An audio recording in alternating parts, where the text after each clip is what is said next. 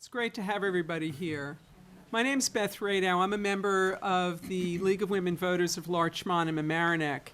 And tonight we're going to have an opportunity to hear from experts in our community about the history of structures which make up the fabric of our community. We'll discuss examples of efforts to save certain of these buildings, as well as restore and repurpose others. And we will include a discussion of our two treasured libraries. Before we formally begin, I'd like to take this opportunity to thank our elected representatives who are here this evening. I see Mayor McAndrews and Town Supervisor Nancy Seligson and Mayor Norman Rosenblum. We're expecting, hello, how are you? Dave Finch. Yes, and nice to see you, Mr. Finch. And we've got, who else is here? Ernie Ordierna, and who am I missing here? You're, hi. And we're expecting George Latimer and I think Steve Otis a little bit later. We wanted the round of applause, but you know, our elected representatives work so hard for us, and we know that at the League because we work closely with them. And I think we probably call them a lot when things aren't going as well as we want them to, but our community works very, very well, and I'd like to take this opportunity to give them a round of applause.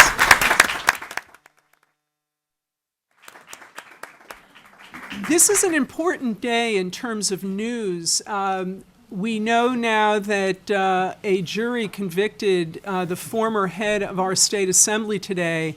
Some of you may have attended a program that the League hosted with Attorney General Eric Schneiderman in October, where we talked about reforming Albany, and fortunately LMC-TV taped that event, and it would be worth it to go back and watch it because we'll get to this at the end. I want to give both George and Steve an opportunity to share their comments, but this is the right time for us to have reform in Albany, and the message that I got from the Attorney General was that it's going to take public participation to make the change.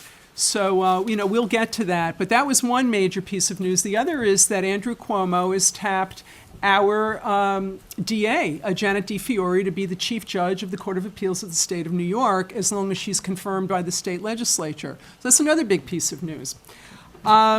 We've got the climate talks going on in Paris right now, and a lot of what comes out of that is somewhat removed, although on our sustainability collaborative in the town and in the villages, we're working on making our community more energy efficient. I'm personally working on food waste, or the reduction of food waste, and I put something on everyone's chair that you can take home and put on your fridge. We, as families, throw away the equivalent of over $2,000 worth of food every year. And we can save that money by doing these tips, by just taking advantage of these tips. So I hope you'll take them home and be able to save some money. So the League's mission, as many of you know, is to help with voter services. So that's a primary mission that people are aware of. We also are here to provide public education, and tonight is going to serve to do that, and also as an advocacy organization. So tonight we're going to be talking about historic buildings, and partly we're going to be celebrating the beautiful historic buildings that we have in the community. We're going to be talking about our libraries and how this library has been expanded onto. We are lucky enough to have George Schieferdecker here, who is the architect who actually designed the room that you're sitting in right now. And Larchmont Public Library is going to have some work done shortly. Laura Eckley was going to come. I'm not sure if she's going to be able to be here, but that library is going to be closing shortly, although there will be access to the library, but not through the main door. The second part, though, of what we hope to accomplish is to inspire people here to be able to voice your own concerns about historic buildings. In some cases where the buildings are either owned by the government or there may be an environmental review process, the state has set out statutory requirements that enable the public to participate. In other cases, like for example with the Larchmont Playhouse, which we're going to touch on briefly, that's under private ownership, but it doesn't mean that the public doesn't have an opportunity to speak about what our preferences are. And the good thing about this being a participatory form of government is that in order for things to really work well, we have a chance to advocate. And that's really another mission of the League of Women Voters, which is to advocate for things. So we're here to work with you. I've been in touch with a woman by the name of Tiffany Zazula, who's at the Pace Law Center, and I'm hoping that we're going to be able to post on our website at the League basic tips on how community members can voice their concerns in the building process in the community. So you can look for that in the next several months. So why don't we begin? Our first speaker is Lynn Crowley. We're going to be starting with the village of Larchmont. And Lynn was born and raised in Massachusetts and moved to New York in the early 80s, worked as an administrative manager at the Bettman Archive. Lynn moved to Larchmont in 1987 and has been the archivist of the Larchmont Historical Society for the past 10 years. And Lynn is also the historian for the town of Mamaroneck. Tonight, Lynn will discuss an example of the is it the Belvedere? Yeah, Is that correct? Yes. And the Larchmont Playhouse, and we're going to collaborate on that a bit. And current challenges with historic private homes, I Yes. believe, and then touch on the Larchmont Public Library, which, as I mentioned, is about to undergo renovation. Let me turn this over to Lynn. Okay, thank you very much, Beth. Hi. I'm going to start with I'm going to see if I can position myself to press the button, and you tell me if in moving this I haven't thrown anything off. Okay, good. I'm going to start with a quick review of the development of Larchmont. About 1872, the Larchmont Manor Company was formed by a group of investors who had acquired the land in the 1860s. Their intention was to develop it as, quote, suburban homes for New York City businessmen of moderate incomes, according to an announcement in the New York Times. As I say, then Larchmont began to be developed, although it didn't get going real quickly. A few cottages were built early on to attract buyers, but as I say, it was a little while before things got moving. Eventually, however, people did start to buy property and build cottages for themselves. They called them cottages because it was primarily a summer place to go from the city. And eventually, various hotels and boarding houses were built. This was the Belvedere. The Bevan Hotel is another one. This is the Royal Victoria Hotel. These all were built and went into business in the 1890s. Early on, there was, and also another attraction was this is a boarding house, the Mitchell boarding house. Another factor that came into attracting people was the existence of the yacht clubs. This is Horseshoe Harbor Yacht Club, one of their early buildings. And then, of course, the Larchmont Yacht Club was quite a draw. And early on, there was an actors' colony in Larchmont. Some well-known people. We're always hearing about Lillian Gish. Her name is being always invoked as a denizen of Larchmont. But certainly, many New York City society folk were attracted to Larchmont. Wisely, the Larchmont Manor Company preserved 12 acres of land for Manor Park, and many people couldn't come enjoy it, and it certainly was a precious amenity that we enjoy today. This is a typical scene with they called them summer houses then. In 1891, the village, the Larchmont Manor Company was dissolved, and the village of Larchmont was incorporated within the town of Mamaroneck. And of course, we're celebrating the 125th anniversary of the incorporation of the village this coming year with many different activities, culminating next September. I feel like I have to get a plug in for that any chance we get. In the early decades of the 20th century, wider development took place both north of Boston Post Road and, of course, beyond the railroad tracks into the town, the unincorporated part of the town of Mamaroneck. And so you'll see, for example, we've got Chatsworth Gardens, these apartment buildings, and other Larchmont Gardens was another development in the early 1900s. And then here's a shot up Rockingstone towards the Larchmont Woods. And definitely by that time, Larchmont was becoming really a suburban town rather than a summer resort, obviously. Village Hall was designed and built in 22-23. This is the original design. And here's what the building looked like early on. They had a groundbreaking ceremony in 1922, and these are the trustees and mayor of at the time on the board with the breaking ground, literally. And I even have the shovel full of dirt. I found this many years ago in the archive, and I couldn't figure out what it was, and then I finally read the engraving on it, and so I keep it with great pleasure and bring it out whenever I can. Anyway, Edward Albee, another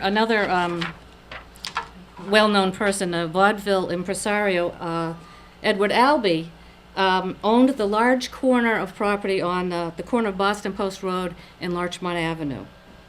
And that's where Albee Court, a large apartment building, stands still today.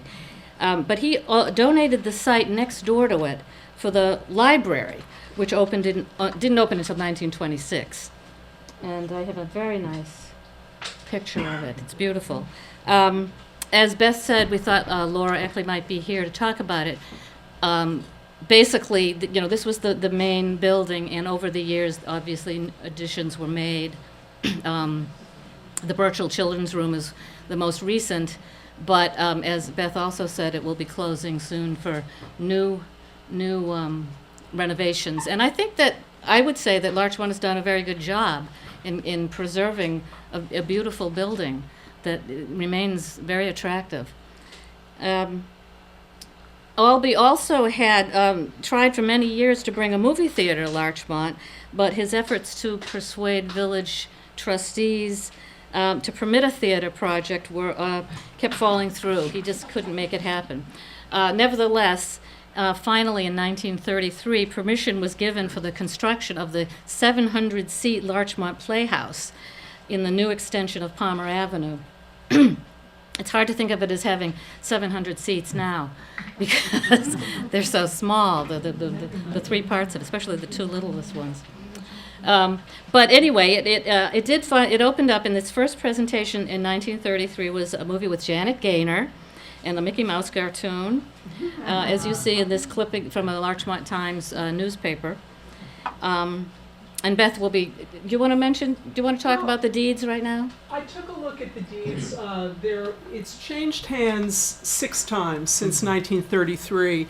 What I found kind of interesting is that the amount of money that was paid for it. Sometimes you can figure it out.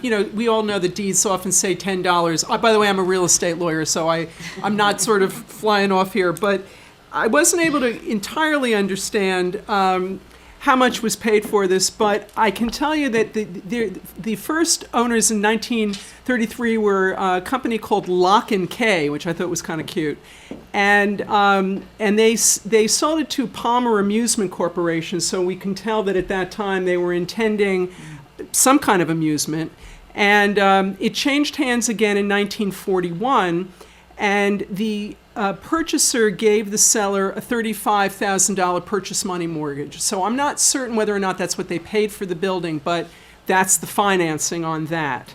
And then a year later in 1942, Prudential Playhouse transferred it to an entity called Playhouse Realty Corp., and those premises were conveyed subject to a first mortgage in the original amount of $25,000. And then in turn, in 1968, Playhouse Realty Corporation, the names changed a little bit, and that wasn't reflected in the deeds, but it was for zero consideration. So now we've got a movie theater at this point And what's interesting is that they said, we're going to sell you everything. We're going to sell you the furniture. They don't list it. Today, when we transfer property, we itemize things down to the last spoon and napkin. And at that point in time is we're going to give you the projectors and the furniture and whatever. And I guess they thought that people were, quite honest and were going to take whatever was there. So in 1989, then the property changed hands again, and it went into a trust in 1995. And in 1995, I can see consideration for it was a split interest. There was a trust for $395,000, and then there was a remainder interest for not a lot of money. And that's the way this property is currently held. So it is in trust, and Bowtie has the tenant's interest in a lease. And their lease is presumably going to expire in 2016. That's when the trust expires. But that doesn't mean that another theater corporation wouldn't come in to sign the lease. This is a privately owned property, and as private owners, they can, I guess, do what they wish with the property. But the point I wanted to make before about citizen involvement is that if people in the community would hope that we would be able to maintain this as a movie theater, the opportunity to be able to speak would be presumably, before the lease expires, and have conversations. And we've got Anne here, and maybe I don't know whether whether conversations have actually begun. But it's certainly a treasured building, and I'm sure that it's worth considerably more than that today. The one thing I just wanted to mention was kind of interesting is that originally there was a 30-foot right-of-way back in the 30s up until 1989 over to North Avenue and behind the theater. So what Lynn mentioned to me was that perhaps North Avenue ran along the railroad tracks. Essentially, That is what it does? Okay, Yeah. so I guess but people wouldn't be walking across the railroad tracks anymore. No, and it was there were many businesses back there. When were the tracks lumber put in? Oh, the mid-40s, 1840s. In 1800s. 1858, okay, but there must have been a right-of-way that's also North Avenue that was adjacent to the tracks. It runs the same way as the. Yeah, I it's see. parallel. I see, Yeah. okay. Anyway, that's what I know. Okay, I've made this very quick and curtailed historical review of Larchmont, but I'd like to say a few words, if I may, to address the question of why historical preservation, which is maybe a fancy way of saying saving old buildings, is important. Maybe everybody here feels that way, I don't know, but I think it's not a bad idea sometimes to think about it out loud a little bit. A little while ago, I had a quick conversation with Nancy Seligson in the parking lot at the town center about the Delancey House. And my response to her question, which was pretty straightforward, whatever it was less than compelling and on the spur of the moment. And unfortunately, that brief conversation essentially was all about dollars. It wasn't, and that's not surprising at all. But later on in thinking about it, and I was trying to marshal a better response to any question that might come my way like that. And I found myself thinking about Cape Cod. Specifically, if any of you are familiar, how familiar you are with Cape Cod, but Route 6A goes sort of across, I want to say like the top along. And it goes, it's a smaller road, and it goes through many lovely towns of Cape Cod that still have many of their older houses from the 17th and 18th centuries, and the 18th and 19th as well.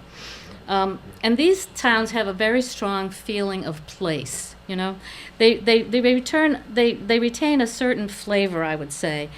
In the case of Cape Cod, it's definitely, I would call it a quaintness. We can say certainly that since tourism is the main industry or business of Cape Cod, it's in their best economic interest to preserve that type of attractiveness. But I think we all deserve that, whether it's tourism that brings people here or otherwise. And historical preservation shouldn't be just to increase a dollar value, I don't think. Any discussion about historical preservation, in addition to making reference to saving the cost of demolition, for example, if you're promoting preservation, you're not demolishing something, and maybe you're even able to reuse existing materials, that will come into play. And you also will see reference to phrases such as that it preserves the historic, architectural, and aesthetic character and heritage of a community, and it helps to provide a sense of place and continuity. Or it can add character or charm to a community and emphasize its uniqueness.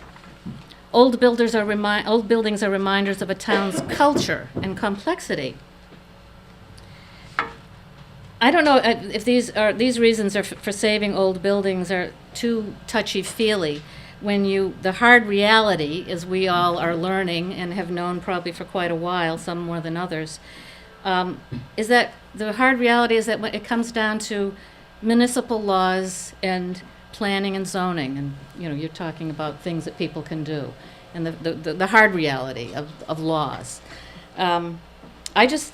Interestingly, I just found out today from Elizabeth Paul, who of the Town Conservation Office, that she's working on updating what they call the Larchmont-Mamaroneck Coastal Zone Policy Document, and it has a section on it. Let me see if I have it here. It has a section that addresses historic and scenic resources, and it talks about the town policy having, Nancy's making a face. It talks about protect and restore structures, districts, and areas that are of significance, and so on. But the next one says the state policy regarding scenic resources of statewide significance is not applicable in the town of Mamaroneck and village of Larchmont because none of these resources have been so designated. Now, maybe it's time to, one of the conversations has to do with what is involved in designation. Now, I know it's not a simple matter, but that's certainly, if it's part of the policy, let's make it part of the policy.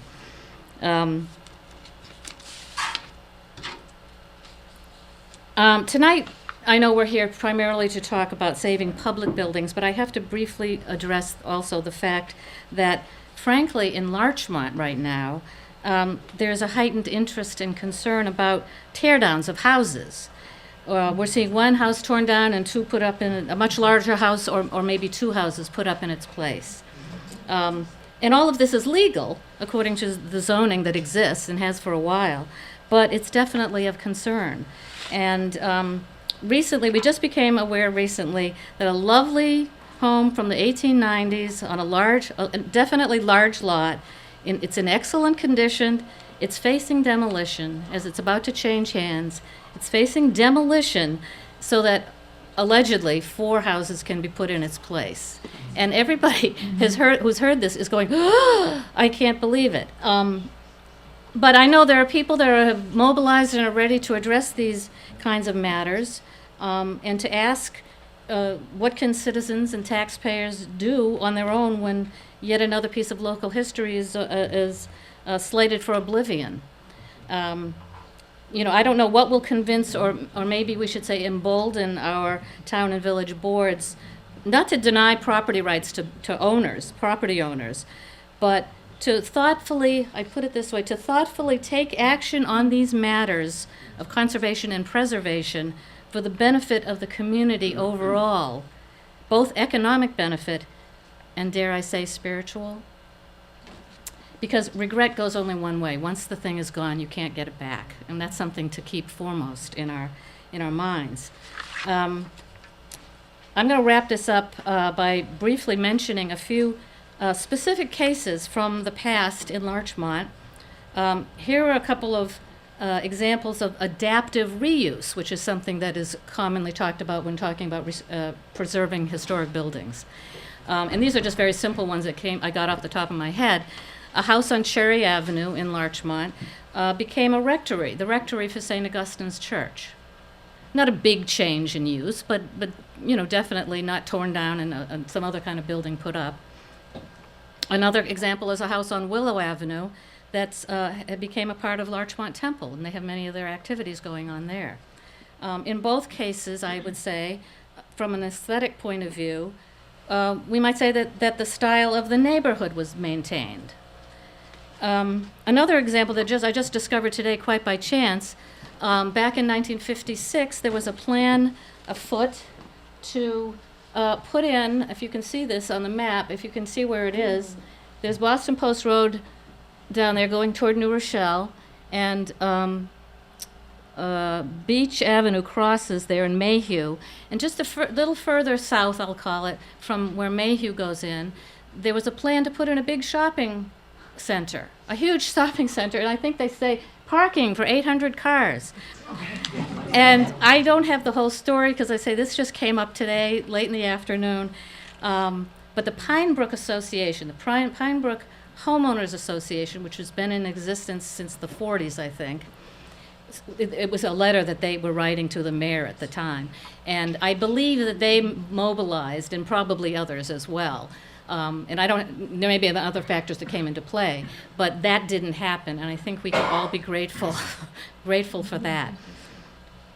And then the major example I'd like to give to wrap up is about the Manor Inn. Now this was originally, it was the Belvedere Hotel. I showed it at the beginning, and it's that house at the corner of Magnolia and Prospect. Beautiful, what they refer to as steamboat Gothic style architecture. But this is an old picture from the 1890s. And let's see, here's another angle where you can see it was called the Belvedere because it had those things at the top of the turrets there, so you could go and have a good lookout, a good view. Anyway, it morphed into the Manor Inn in the earlier decades of the 20th century. And it was a hotel, and people would come and stay. And then by the mid-50s, it had, and later, when the new owners took over, it had become basically a residence for seniors. Not a rest home, but it was a residence. And I think sometimes other rooms were rented out for people coming through or visiting. But in 2000, in about 2000, the owners decided they wanted to sell. And there were many different, there was a big struggle for a few years there. And I don't pretend to have the whole story absolutely straight, but in looking through the files, someone came forward to maybe to operate it as a bed and breakfast. Another plan was to make it into condos. There was a lot of resistance, I think that's fair to say, from neighbors, people in the neighborhood, not necessarily everybody. A lot of discussions and meetings took place. There were also people who wanted to keep it, have it remain as a home for seniors. They discovered they had to have someone running it because there are a lot of regulations now with that kind of, with that kind of thing. And it may well have been other issues because from the start, this was a non-conforming use zoning-wise from way back. The owners were proposing that they would tear it down, and they had a large piece of property there, and maybe build 4 houses. I think the first number was 4. And then there was talk about maybe just doing 3 houses, building 3 houses. But again, there was still a lot of opposition to what was going on. Certainly, other houses in the neighborhood were on much smaller lots, so it wasn't as if that was an outrageous thing to suggest, probably. However, there was a lot of strong feeling about it. So this went on for a few years. Finally, it was resolved when a family that lived a little down the street on Magnolia decided to purchase, and I'm not sure, I'm assuming it was 2 different transactions, to acquire this piece of it, and they demolished some of the back end of it, I'd say, to create a single-family home as it is today, and it's quite lovely. And then the other further piece of the property was sold, and a whole new large house was built on that. I can't speak for everybody, but I would say that I was happy to see that this particular piece of Larchmont history was preserved. and as well as it was. I just took a quick Google Maps screenshot, and you still get that wonderful architecture, the uniqueness of it.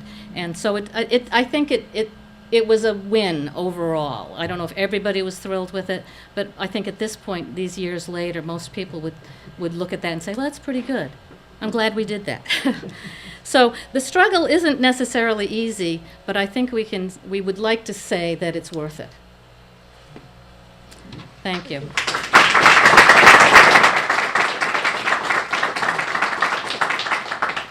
Welcome, Steve Otis. So I think, George, I think you're up. Okay. I'm going to say a few words about George. George Schieferdecker was a former resident of Mamaroneck for quite a while. He's a founding partner of BKSK Architects, a 50-person firm in New York City that is known for its thoughtful and beautiful works of architecture in the New York region and beyond. And with the firm's other 5 partners, George collaborates with clients and stakeholders to build consensus and craft multifaceted architectural solutions, often with a distinctive balance of contemporary expression and contextual relevance. George served as the lead design partner on the renovation and expansion of the LEED Gold certified Mamaroneck Public Library, which we're sitting in now, and an award-winning park house for Washington Square Park in Manhattan, among many others.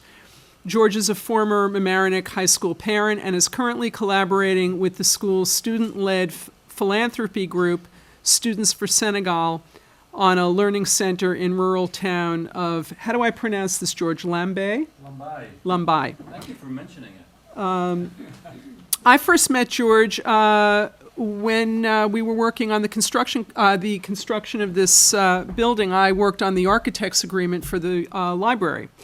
And tonight, George is going to discuss this building, which is a living example of taking an historic building and making changes to it on more than one occasion, as I've learned. And George will also talk about his role as architect. And I believe there are a couple of other things that you wanted to discuss. No, I'm going to talk exclusively about Are this, you? so Okay. I don't go on too long, because it's a very long story otherwise. Well, please welcome So we're George gonna- Schieferdecker. Thank you. Thank you. So we're going to try to get this technically booted up. I was saying earlier that I'm really glad that I can be in this room. I don't get the opportunity to be in my own spaces a whole lot, and that everybody can hear properly. It's designed to be acoustically work as a lecture room, and it seems to be doing that, so that's great to see. I'll just say a few things about our firm. We're in New York City. We're at BKSK Architects. And as Beth mentioned, I used to live just down the road here until a couple of months ago, in a house that was an older house and that we added on to, I think, in a very nice fashion. And our work as a firm has a lot to do with buildings in the city. And as you know, in New York City, there's a very robust landmarks ordinance in place, and that works really in 2 ways. A building can be a designated landmark, which means that it itself is of importance, and it must be preserved, and any work done to it has to be very carefully considered, and not a lot of renovation or addition can be done to it. And the other part of the ordinance is much broader. It says that certain areas are of historic importance, and the buildings in those areas need to be carefully considered for their contribution to that historic character. And they can be called either contributing or non-contributing. If they're non-contributing, you can tear it down, but then you have to build something that has some resonance and some compatibility with everything around it. And if the building that you're working on is contributing, higher standards of care and preservation apply. Which one of these is yours? Let's see. Do you think it's this one? I'm not sure. Confused.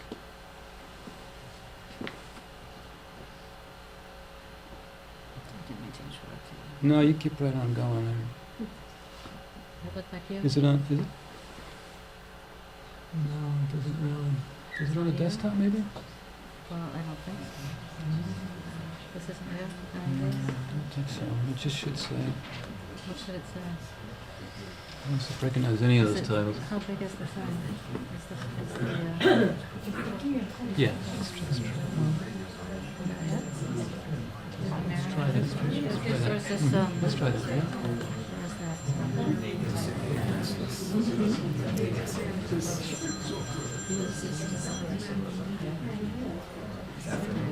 So my point about talking a little bit about the districts is to say that that introduces a somewhat messy process of assessing a building and its relevance to a district and its compatibility to a district. And the same thing can happen with the building itself, where the building may in fact have a number of iterations within it that are all historical because they are about transformations that happened over time. And that's certainly true with the Mamaroneck Library, where we had at least 3 iterations before we got on board, additions and renovations to the library that happened and that were really part of what had to be thought about in terms of considering the design for the new library. I don't know what this is. Are we having trouble? Well, I don't know, I'm not sure what. Should I try to plug it into mine? Yeah. Okay. We're going to switch over technically here.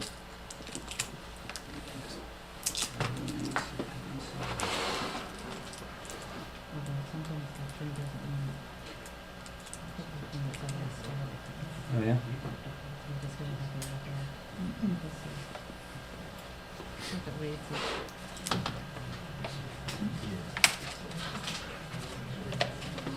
So, shall we just try to...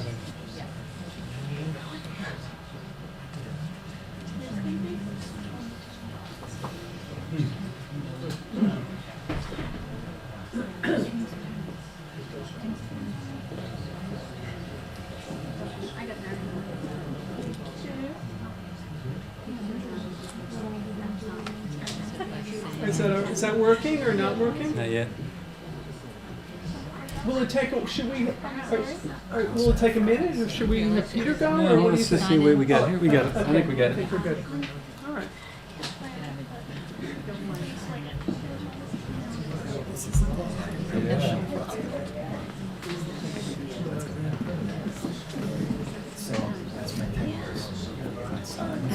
That should, Welcome, Senator Latimer.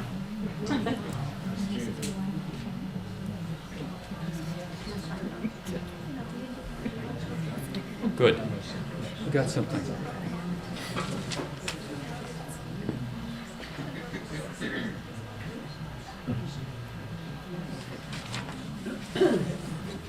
So my point was that sometimes in individual buildings, transformations occurred through time, and that particular history is part of the historical fabric of that particular building. And that presents a very interesting challenge, and I think a very productive one that can be used to produce very interesting and dynamic architecture. I think the thing you need to start with is respect for the historical artifact, and to really understand it, and to agree that that historical building, that basic structure, is a valuable asset, and how can you use it to best advantage. And I think it's a valuable asset. Lynn went through a number of ways, and I would agree with all of them, but I think it starts with the fact that it's a cultural touchstone for a community. I think that's extraordinarily important. You don't just give that away. You don't depart from it easily without understanding the ramifications, because to have a building that is of historic significance is an important part of the character of a community, and efforts to save it are really important. So I think that is the thing that trumps most of the other considerations, but I think one can argue very persuasively that a historic structure or historic building is an economic asset. I think you can talk about what it does for the character of the neighborhood, and that translates into real estate values, to put it simply. It is also something where you can quantify the benefit of saving an existing structure in terms of what that means for construction costs. And I would say that everything is more complex in terms of the actual design process, but at the end of the day, saving an exterior shell, it's got to be around 10, 20, 30% construction cost savings, depending upon exactly what it is you're dealing with. The last thing is, I think we're all interested in sustainability as an objective in our communities, and what better way to think about recycling than to recycle an old structure. So what I thought that I was going to do is to, let's see if I can get this right. Yeah, let's talk quickly about the library here as a case study and how we thought about it and some of the key issues that we considered. And I'm glad to see Carol's here, representative of the board, and very involved in all of the design decisions. So this is the original reading room from when it was a single building. And I think what we wanted to get back to was this sense of spaciousness, commodiousness, light, and an uncluttered feel. Because what had happened was that the library had become just the opposite. All of the requirements of a modern library with the kind of circulation that Mamaroneck has, the desk required out front, all the periodicals that needed to be stored, we were losing the sense of the historical place, and it wasn't going to be recaptured by simply working with the existing building. Something had to be done to transform it. Another shot of all that kind of overcrowding. I think it's kind of obvious, sort of beats it into the ground. But so the library was originally three particular renovations or additions over time. There was the existing library building, which is obviously this one. There was an addition in the 60s, and there was an addition in the 80s, which is down here, which the base of which we are sitting in right now, and the structure of which was used to build on top of. What's interesting to me is that the 60s edition actually had some very interesting and lovely characteristics to it. Number one, they continue to use the stone. And that in itself, if you're thinking about an economic asset, it is an enormous plus, because that's not an easy thing to pay for. So the reuse of that stone on the inside for this particular library and on the outside, and the preservation and working with that 60s space was as important as it was working with the original library volume.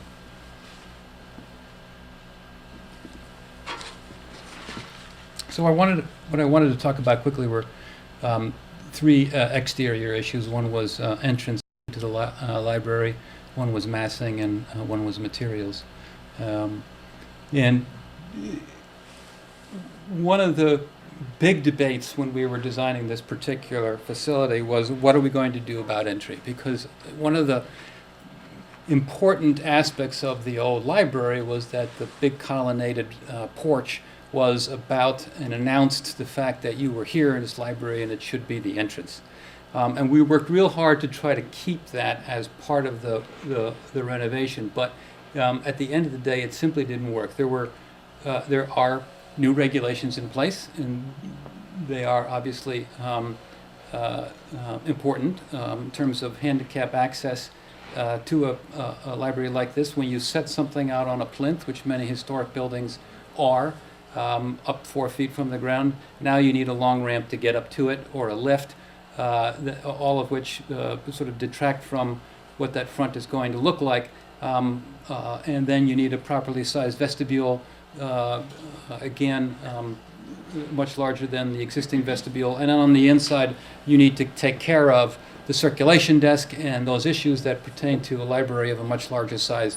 It simply was not going to work that we would keep the entrance in this location.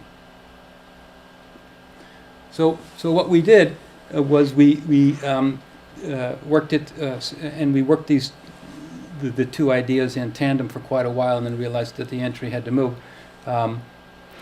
We wanted to keep the presence and the importance of the existing portico and create something that was hopefully complementary to it. Somewhat in its style, also clearly contemporary in nature because we're building in this time period and not in a previous time period, that would have all the commodiousness that would be needed to accommodate all the needs of the library currently. But what we did take into account with the new library addition was that we preserved that front, and we've also preserved the sense of the little vestibule glass box within the portico, which was part of that original image. And we gave it a new purpose, and we repurposed it, and we made it part of the new reading room in the old section of the library, moving all the entry functions off to the left.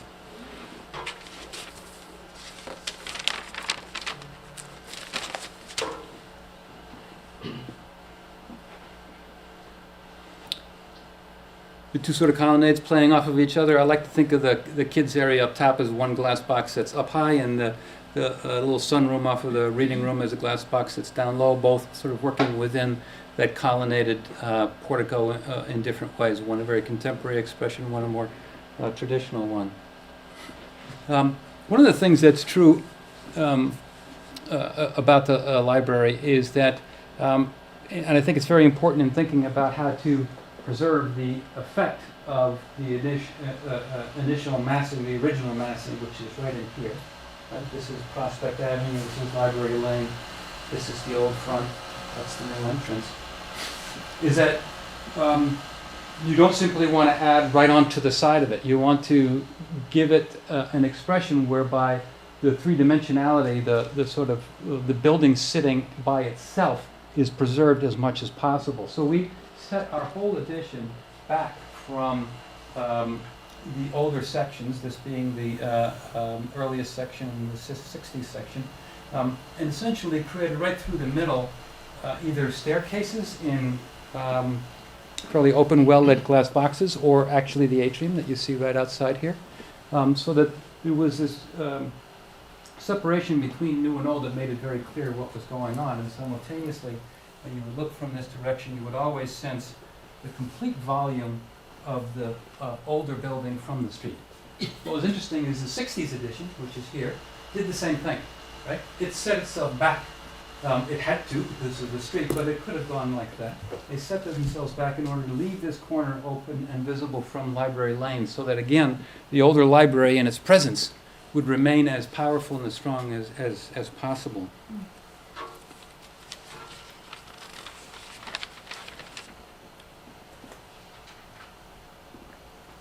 So this is a picture I had taken this morning by one of the librarians. Quality's not that great, but gets the idea. Again, trying to make very clear that the volume of the original building was important to the public view from the street of the library, and that anything that happened in here was set back deeply and gave that view precedence. Here again, from down low, you see how the library turns the corner, and the old reading room is very clearly visible in nighttime as this kind of lantern of the old space in behind. So materials, I mentioned the use of stone already. The fact that the original library and the 60s edition on Library Lane side had stone facades was enormously powerful. Nowadays it's very costly. So all we needed to do was sort of carry a bit of that stone around, wrap our new addition with it to give a very clear linkage between the new and the old, and to use the more robust, valuable materials of the old to kind of bring the two together and give the new addition some character. And we brought that in on the inside. So I talked about how the new and the old are separated on the inside with the atrium that as you walk right out here you can see all the way up.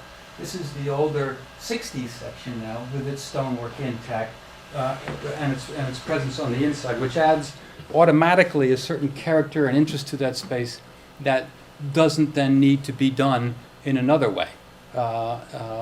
Saves money.